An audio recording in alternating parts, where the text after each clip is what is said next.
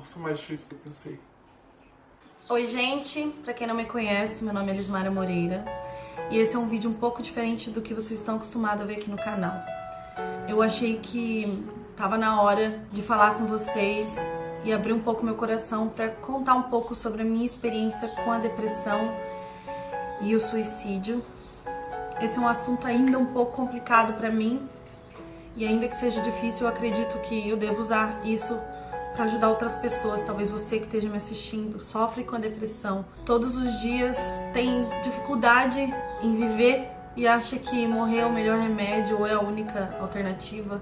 Esse vídeo é para você. Você conhece alguém que tá passando por um momento difícil, que tá passando pela depressão ou que pensa em desistir, encaminha esse vídeo para ela, que eu tenho certeza que de alguma forma ele vai ajudar. Bom, a gente tá no mês do Setembro Amarelo, que é o mês de conscientização em relação ao suicídio. O Brasil hoje é o 8º país no mundo que as pessoas mais cometem suicídios. A cada 40 segundos alguém se mata no mundo. São mais de 800 mil pessoas por ano, gente, quase 1 milhão de pessoas por ano. Aqui no Brasil a gente tem mais ou menos 200 milhões de habitantes. Desses 200 milhões, 17 milhões de pessoas são diagnosticadas com algum tipo de distúrbio ou transtorno. É quase 10% da população, é muita gente. 90% dos casos de suicídio são por conta de depressão. Hoje, o suicídio mata mais do que a AIDS. Tá na hora da gente prestar atenção nisso.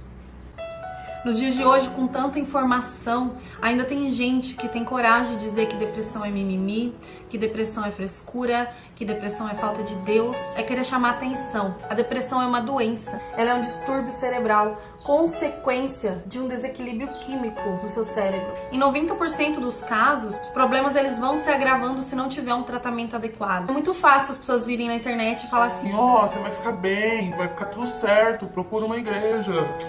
Sendo que as pessoas não passaram por isso. Só entende a depressão quem já passou ou quem foi forte o suficiente para ficar ao lado de alguém que sofre disso. Eu vou contar para vocês um pouco da minha história. É difícil falar disso ainda. Eu sou diagnosticada com um quadro de depressão crônica. A minha depressão, ela não é uma coisa que hoje me domina, graças a Deus, hoje bem controlada, só que ela tem os seus picos, né? Então é uma coisa que não some completamente, assim, ainda, pelo menos a minha ainda não sumiu completamente. Eu já convivo com isso há mais ou menos uns 16 anos. Quando eu era pequena, meus pais não entendiam muito isso e eles achavam muito que era frescura, né? Como a maioria das pessoas. Eu sofri muito bullying na escola. Eu era criança feia, eu era muito cafona, as pessoas zoavam meu cabelo, o meu nome, e eu fui muito zoada na escola. Então, pra mim, a escola foi uma coisa muito complicada de se passar.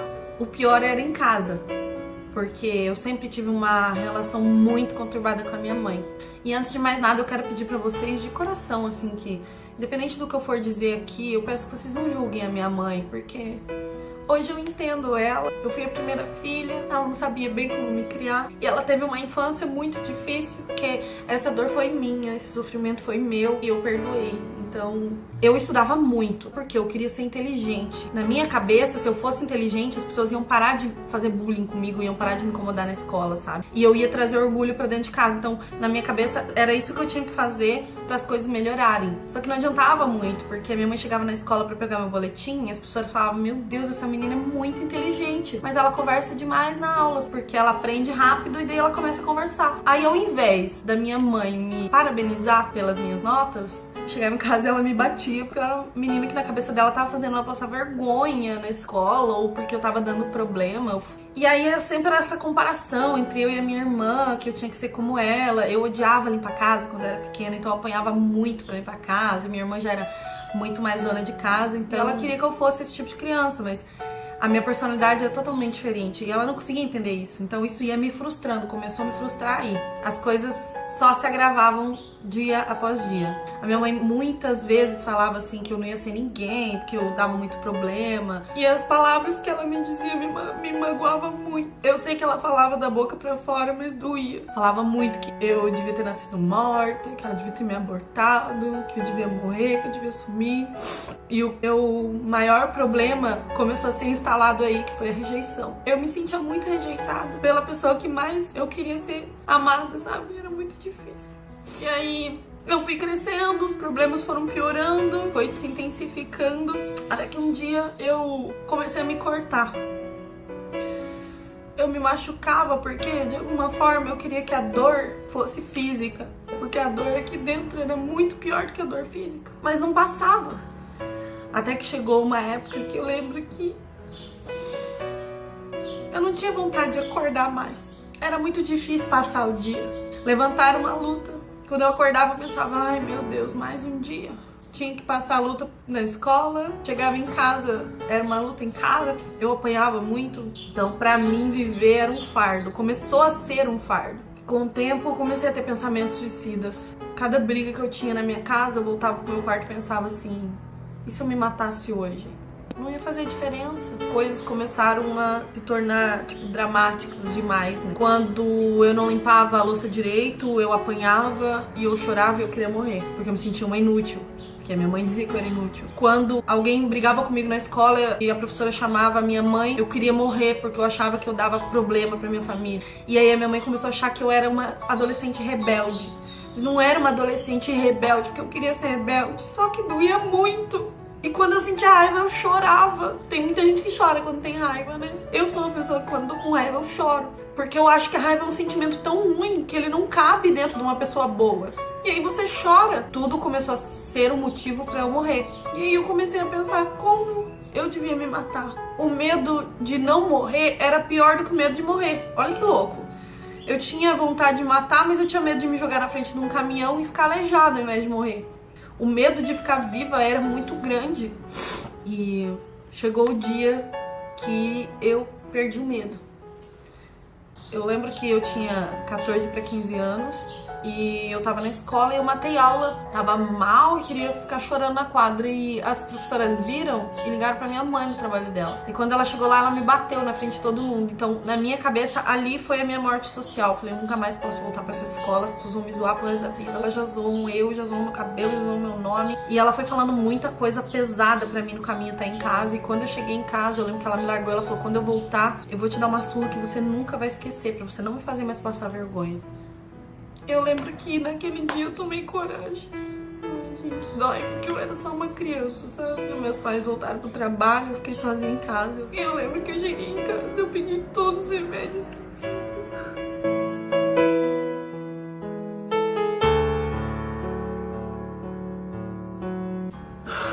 Eu choro, gente, porque se passaram mais de 12 anos. E dói até hoje, porque eu sinto tudo que eu senti naquele dia. Eu sei que você que tá me assistindo às vezes pensa em suicídio, isso é uma coisa que eu quero te dizer. Não passa. Não passa. Não faça isso, porque daqui uns anos é muito mais difícil se perdoar. Eu não consigo ainda me perdoar pelo que eu fiz. Dói até hoje, é uma coisa que fica com você pra sempre, então presta atenção, pensa muito bem antes de fazer alguma coisa, porque eu já vou falar sobre as consequências com os outros, mas a primeira consequência é com você. Fazem 12 anos e ainda eu consigo sentir o que eu senti naquele dia, na hora que eu comecei a pegar tudo, sabe? E eu abri todos os remédios, eu lembro que eu abri tudo e eu pensava muito antes, porque eu sabia que não ia ter volta. E eu peguei a caixa de remédio que tinha na minha casa, eu abri tudo. Eu lembro que eu abri umas 10 cartelas de remédio diferente e eu tomei todos. E eu não sentia dor, porque não é uma coisa instantânea, sabe? Não é, ai, tomei e morri. Não é assim. Eu liguei pra empresa do meu pai porque eu queria me despedir dele. E eu lembro que a minha mãe atendeu o telefone. Eles trabalhavam na mesma empresa. E ela falou assim, o que você quer, desgraça? Eu falei, eu não quero falar com você, eu quero falar com meu pai. Aí ela pegou e falou assim, quando eu chegar em casa você já vai ver como é que você vai falar com seu pai. E aí eu desliguei o telefone e eu falei, eu quero morrer agora. Eu fui, peguei um copo de que boa e eu lembro que eu coloquei, na hora que eu coloquei, pra vocês terem uma ideia, eu nem vomitei aquela que boa. Queimou tudo por dentro. Gente, foi horrível. A dor da morte, porque aquilo pra mim foi a dor da morte. É horrível. Quando eu senti que começou a fazer efeito, eu liguei pro meu pai de novo. E aí a outra moça de lá, entendeu? Eu falei, André, deixa eu falar com meu pai. Ela falou, ele não tá aqui. Eu falei, fala pra ele que eu amo ele muito.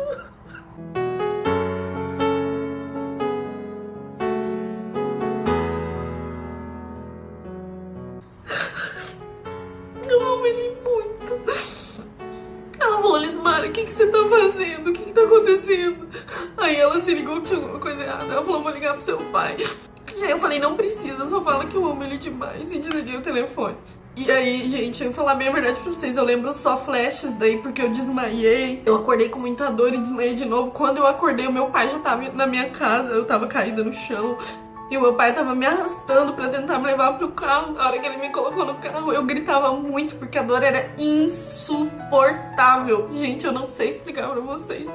É insuportável. Ele ligou e falou, Vanete, eu tenho que levar a Lismara pro hospital agora, não sei o que, não sei o que. Aí nisso, eu acho que eu já desmaiei no carro de novo. Quando a minha mãe entrou no carro, ela olhou pra mim e falou assim, o que essa desgraçada fez? Aí meu pai falou assim, ela tomou um monte de remédio pra se matar, sei lá, tomou uns 10 remédios. Daí ela pegou e falou assim, devia ter tomado 20, porque não sabe nem morrer. Tipo, gente, de verdade, eu tô contando isso pra vocês verem que quando alguém tá no ponto de tentar suicídio, não é do nada. Não é pra chamar atenção, é porque é difícil.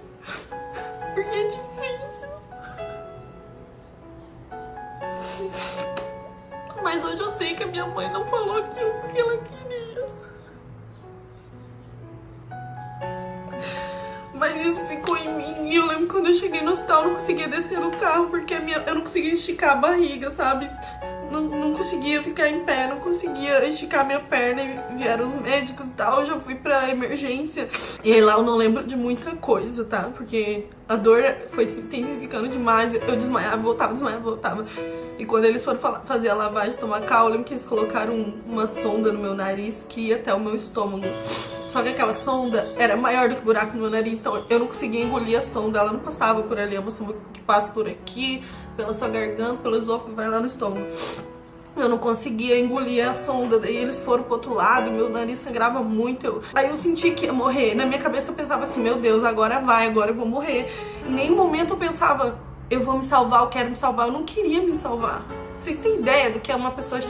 O corpo humano, ele é projetado pra viver. Se você um dia se jogar num rio e você começar a se afogar, a primeira coisa que o seu corpo vai fazer é tentar voltar, tentar respirar. Então, pra chegar no ponto da pessoa querer se matar e levar isso adiante, ela tem que estar num poço muito profundo. Então, e eu lembro que eu não queria que eles me salvassem. Eu falava, eu não quero viver. E a enfermeira falando pra mim, você precisa engolir a sonda. E eu não queria engolir. Eu lembro que eu demorei muito pra engolir aquela sonda. Chegou uma hora que a dor foi tão intensificada que eu dei uma engolida e desmaiei. Aí eu não lembro como foi o procedimento, porque eu só lembro quando eu voltei pro quarto. Quando eu cheguei no quarto, a minha tia foi lá, ficou um pouco comigo e tal, mas teve que sair porque tinha os horários pra eu poder ficar ali, né? E aí vem a parte mais forte pra mim. Tem um vídeo aqui no meu canal onde eu conto pra vocês a história dessa tatuagem. Eu vou deixar linkado aqui pra vocês verem. O que eu não contei foi a história inteira, que eu contei no meu Instagram. Inclusive, vou deixar aqui o meu Instagram pra vocês me acompanharem lá. Volta e meia eu falo sobre esses assuntos que eu acho importante. Nos meus destaques do Instagram tá o meu testemunho inteiro, que eu vou contar hoje aqui pra vocês. Quando a minha tia saiu do quarto, eu caí em choro, porque eu comecei a pensar que eu era tão inútil que eu não conseguia nem morrer. E naquele momento, entrou o médico na sala, ele olhou pra mim muito calmo, e ele falou assim, por que você fez isso? Você é tão jovem. E aí eu me abri pra ele, eu falei, olha, vou falar bem a verdade pra você, eu não sei porque eu vim pro mundo, eu não sei porque eu vivo. Eu não tenho vontade de viver. Se viver, sofrer, eu não quero viver. E ele falou assim, aí ele pegou e botou a mão assim na máquina de batimentos. Ele falou, você sabe o que é isso aqui? Aí eu falei, sei, são os meus batimentos. Ele falou, não, isso aqui é um resumo da vida. Eu falei, como assim? Aí ele foi com o dedo assim, ó, gente, na máquina. Ele falou assim, na vida, se você não tiver altos e baixos, você morre.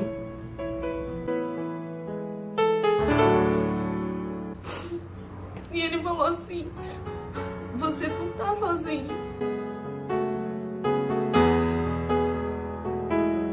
Um dia você vai entender por que você tá passando por tudo isso. Você só não pode desistir, ele falou. E aí eu senti uma calmaria muito grande. E ele saiu do quarto. Eu comecei a chorar muito e uma enfermeira entrou no meu quarto pra fazer o meu curativo. E quando ela entrou, eu lembro que eu falei assim, enfermeira, como é o nome do médico que acabou de sair daqui? Ah, ela falou, que médico? O médico ainda não veio te ver. Eu falei, não, será que não era enfermeiro então? O rapaz acabou de sair daqui. Ela falou, como que ele era? Aí eu peguei e dei as características físicas dele. E daí, gente, eu juro pra vocês, eu lembro como se fosse hoje a cara que ela fez, o jeito que ela falou, eu lembro tudo. E ela olhou pra mim e falou assim, amada, eu tô aqui do lado de fora do seu quarto o tempo todo. Ninguém entrou aqui.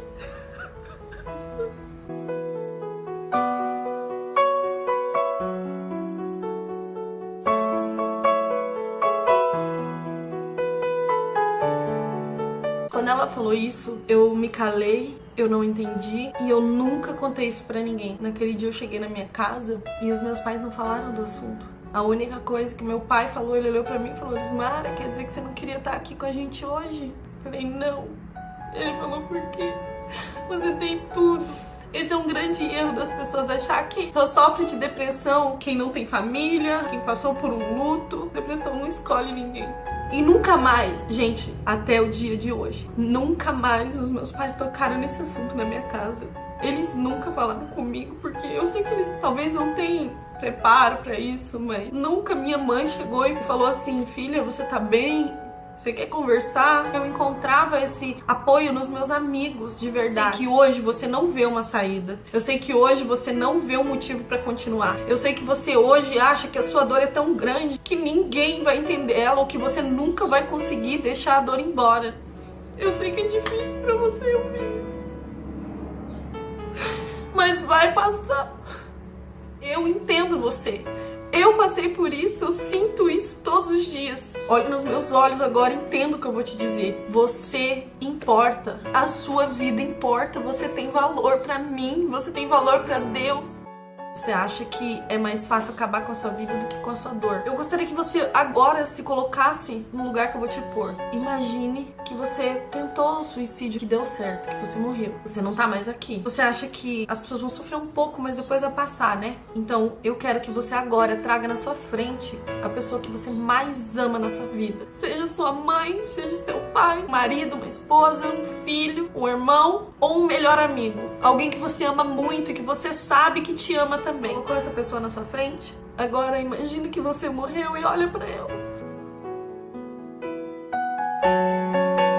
Eu já perdi uma pessoa pro suicídio. E não é você que morre. Não é a sua dor que morre, não é o seu problema que morre. As pessoas ao seu redor morrem também. A vida toda, não é um ano, não é 5 meses, não é, sei lá, 5 anos. A vida toda, essas pessoas vão se culpar, mesmo sabendo que elas não tiveram culpa. As pessoas vão pensar, o que faltou eu fazer? Será que faltou eu prestar atenção no meu filho? Será que faltou eu prestar atenção no meu amigo? Será que ele tava me pedindo ajuda e eu não percebi? Será que eu podia ter evitado? Será que eu podia ter feito alguma coisa? E ele nunca vai te ver com os olhos de um suicida, ele vai continuar te vendo com os olhos de filho. Aquele seu amigo que te perder vai continuar pensando nos momentos bons, nas conversas, nas risadas. A sua namorada vai lembrar da música de você. O seu marido vai pensar naquele jantar que ele queria ter te levado e não te levou. Tudo isso, gente, mata as pessoas ao seu redor, não mata só você. Não tenha vergonha de dizer que você precisa de ajuda. Você precisa falar com alguém. Não se isole. Não ache que o mundo tá contra você. Procure ajuda. Se você precisar se medicar, se medique. Se você achar que você vai encontrar um caminho em Deus, procure a Deus. Eu encontrei em Jesus. Eu tô usando essa camisa amarela hoje da Jornada Jovem, que foi um movimento que eu comecei a participar que mudou a minha vida. Eu sei que muita gente me julga pelo meu jeito de falar, por eu ser meio bagaceira, por às vezes eu falar palavrão ou por eu postar alguma foto um pouco mais ousada. E as pessoas acham que eu não tenho direito de falar de Deus. Mas eu não tô nem aí. E eu tô aqui pra falar pra você que Deus não desistiu de você, Ele não esqueceu de você. Ele não esqueceu de mim no momento que eu esqueci dele.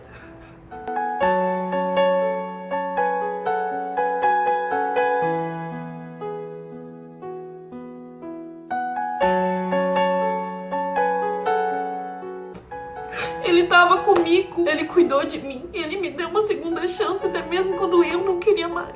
E eu duvido que esse Deus que não esqueceu de mim, eu duvido que ele esqueça de você. Como diz a música, não importa quem você é, não importa o que você fez, Jesus conhece o seu interior, ele sabe da tua dor, fala com ele. Você acha que Deus não te escuta? Porque as coisas estão difíceis, eu quero que você preste muita atenção no que eu vou falar agora. É justamente pelo buraco da ferida que a luz entra em você. Eu precisei passar por tudo isso na minha vida pra hoje entender, perdoar a minha mãe, porque eu entendi que ela também estava ferida e que ela não conseguia ver a minha. Mas Deus viu e Ele colocou pessoas na minha vida que viu também. E eu tenho certeza que você tem aí um amigo, alguém que você pode contar, alguém que você pode conversar e confiar. Isso é Deus através dele. Eu acredito muito que Deus usa as pessoas pra chegar na gente. E se você for ateu, tudo bem também. Você só não pode perder a fé e a esperança. Se você não tem fé, não perca a esperança na ciência, porque ela tá aí pra ajudar. Se você precisar ser medicado, se medique. Se você precisar de terapia, vai. Isso não é pra gente louca. A terapia te ajuda a lidar com pessoas que deveriam fazer terapia e não fazem. Eu vou deixar na descrição sites de ajuda pra você. Esse aqui é um número que você tem que ligar quando você estiver sentindo que você quer desistir. Abre seu coração, porque eles vão estar lá pra te ouvir. Eles vão estar lá pra te ajudar. E se você não tem depressão, se você nunca pensou em se matar, a única coisa que eu quero pedir pra você é: dê o seu ouvido pra alguém. Aquela pessoa que você não conversa há muito tempo, liga pra ela, ela tá precisando de você. Aquele seu amigo que se isolou de todo mundo, chama ele pra sair, chama ele pra dar uma volta, não desiste dele. Você pode ser canal de bênção na vida de outra pessoa. Por isso ame mais, abrace mais, pois não sabemos quanto tempo temos pra respirar.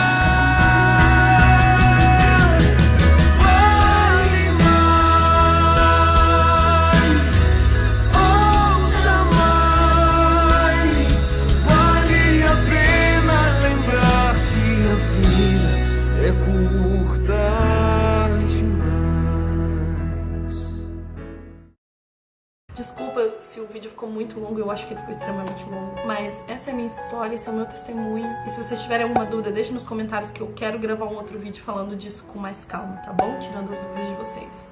E não se esqueçam, por favor, depressão não é brincadeira. Depressão é doença e ela precisa de tratamento. E você que se sente sozinho, você não tá sozinho. Eu tô com você, Jesus tá com você.